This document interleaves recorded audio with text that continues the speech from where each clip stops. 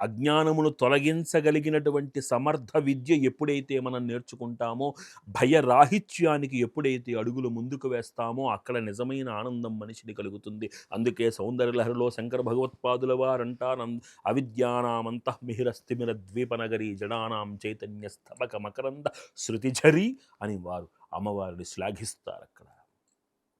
అలాంటి విద్య కావాలి. లోభత్యాగము ఎప్పుడూ నాది నాది నాది అనుకుంటాం కంటే కూడా, తీసుకోవడం అనే దానికంటే కూడా ఇవ్వడం అనే దానిలో ఆనందాన్ని పొందిన వాడు ఎప్పుడూ సంతోషంగా ఉంటాడు, ఎప్పుడూ శాంతంగా ఉంటాడు. మానవుడు తన సాధనతోటి బుద్ధి బలాన్ని పొందుతాడు. ఆ బుద్ధి బలంతో భయాన్ని తొలగించుకుంటాడు. తపస్సు చేత గొప్పతనాన్ని సాధిస్తాడు. గురు శుశ్రూష చేత జ్ఞానాన్ని సంపాదిస్తాడు. శాంతిని యోగం వలన పొందుతాడు. ఇవన్నీ చేస్తే యోగం సంభవిస్తుంది.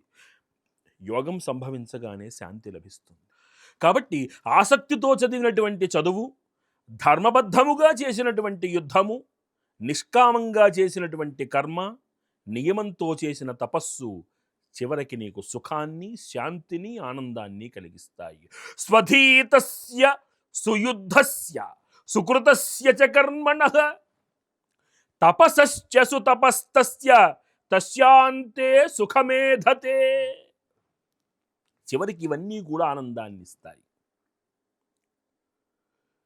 అలాంటి ఒక జీవితాన్ని నువ్వు జీవించాలి. అలాంటి ఒక తపస్సును నువ్వు ఆచరించాలి. అలాంటి ఒక సాధనను నువ్వు అలవాటు చేసుకోవాలి. అవి కావాలంటే ముందు నీలో కొన్ని మంచి లక్షణాలు ఉండాలి. ఆ లక్షణాలు నువ్వు అధిగమించగలిగితే ఈ సాధనకి విలువ ఉంటుంది. ఆ సాధన చెయ్యాలనేటువంటి స్పృహ నీకు కలుగుతుంది. ఎవరి మనస్సులో అయితే భేదబుద్ధి ఉంటుందో వాడు వేరు, నేను వేరు, వాళ్ళు నా వాళ్ళు, వీళ్ళు పరాయి వాళ్ళు అనేటువంటి కుంచిత స్వభావము, కుత్సిత స్వభావం ఉంటుందో వారెప్పుడూ ధార్మికంగా ప్రవర్తించలేరు. వారెప్పుడూ ఆనందాన్ని, సుఖాన్ని పొందలేరు. వారెప్పుడూ గౌరవాన్ని పొందలేరు. పొందినా అది తాత్కాలికం. నిజం తెలిసిన తర్వాత మళ్ళీ వాళ్ళు అగౌరవానికి అర్హులవుతారు. వారు నవై భిన్నా జాతు చరంతి ధర్మం నవై సుఖం ప్రాప్నువంతీహ భిన్నాః నవై భిన్నా గౌరవం ప్రాప్నువంతి నవై భిన్నాః ప్రసమం రోచయంతి. కాబట్టి అలాంటి వాళ్ళు ధార్మికంగా ఉండలేరు, గౌరవాన్ని పొందలేరు. పొందిన తాత్కాలికము వాళ్ళకి ప్రశాంతత ఉండదు. కాబట్టి నీవు ఆ విధమైనటువంటి భేదభావాన్ని నీ మనసులో పెట్టుకోకుండా నీవు నిర్మలముగా అందరినీ సమముగా చూడటం నేర్చుకో. పాండవులు నీకు పరాయి వారు కారయ్యా అని చెప్పాడు. ఇలా ధార్మికంగా లేని వాళ్ళకి, భేదభావాన్ని చూపించేటువంటి వాళ్ళకి మంచి మాటలు హితాన్ని ఇవ్వవు. ఎప్పుడూ వాళ్ళు స్వార్థంతో, లోభభావంతో ఆలోచిస్తారు. వారికి యోగక్షేమాలు కలగవు. చివరికి వారికి ఈ విధమైనటువంటి అశాంతిలో ఉండవలసి వస్తుంది. జాగ్రత్త అన్నాడు. ప్రకృతిలో ఉండేటువంటి జీవరాశుల యందు గోవుల నుంచి సంపదను భావించవచ్చు, బ్రాహ్మణుల నుంచి తపస్సును భావించవచ్చు, స్త్రీల నుంచి చాపల్యము భావించవచ్చు. అలాగే జ్ఞాతులైనటువంటి బంధువుల నుంచి భయాన్ని నువ్వు ఆశిస్తావయ్యా అన్నాడు. సంపన్నం గోషు సంభావ్యం బ్రాహ్మణే తపః సంభావ్యం చాపలం స్త్రీషు సంభావ్యం జ్ఞాతితో భయం.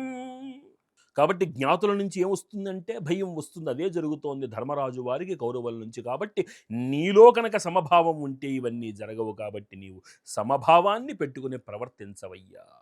బ్రాహ్మణుల మీద, స్త్రీల మీద, జ్ఞాతుల మీద, ఆవుల మీద పరాక్రమం చూపించేవారు తొడిమ నుంచి పండు రాలినట్లు పతనాన్ని ఒకనాటికి పొందక తప్పదు.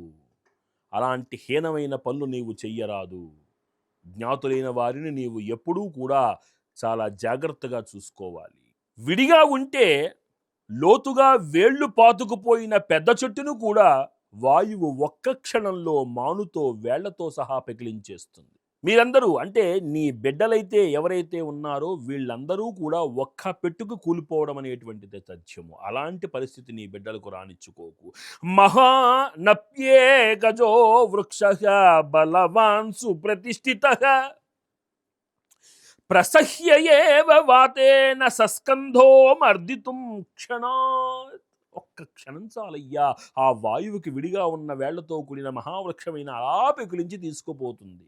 అవే వృక్షాలు కలిసికట్టుగా వేళ్ళూని ఒకదాని ఒకటి పరస్పరము అల్లుకొని ఉంటే తీవ్రమైన గాలి కూడా దాన్నేమీ చెయ్యలేక నిస్సహాయమవుతుందయ్యా. అథయే సహితా వృక్షా సంఘర్ష సుప్రతిష్ఠితా తేహి శీఘ్రతమాన్ వాతాన్ సహంతే అన్యోన్య సంశ్రయాత్.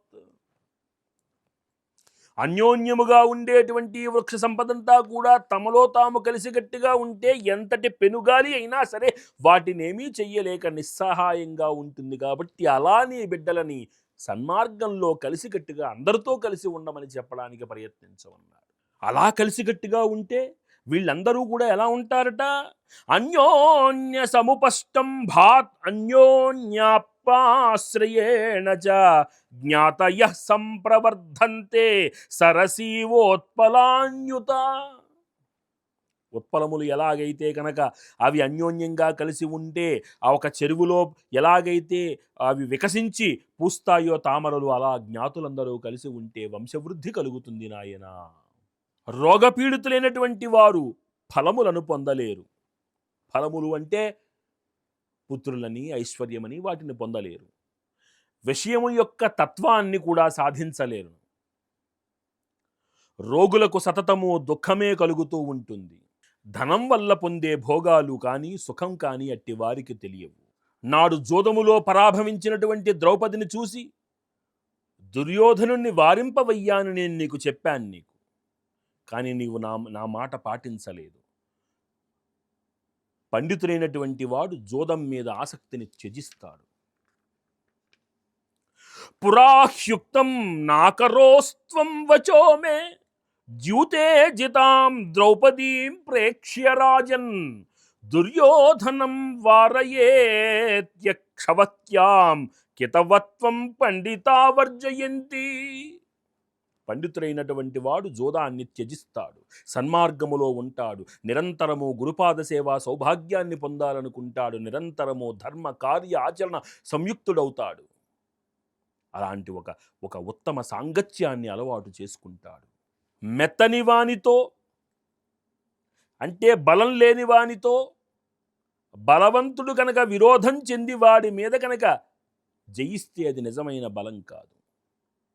సూక్ష్మమైనటువంటి ధర్మాన్ని శీఘ్రంగా ఎంతో కాలంగా ఆచరించాలి, త్వరితగతిని ఆచరించాలి, ఎక్కువ కాలం ఆచరించాలి.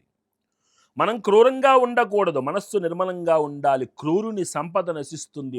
ధర్మంగా నిరంతరము కూడా దైవాన్ని ఆశ్రయించిన వాడి ఆ ధనము వర్ధిల్లుతుంది.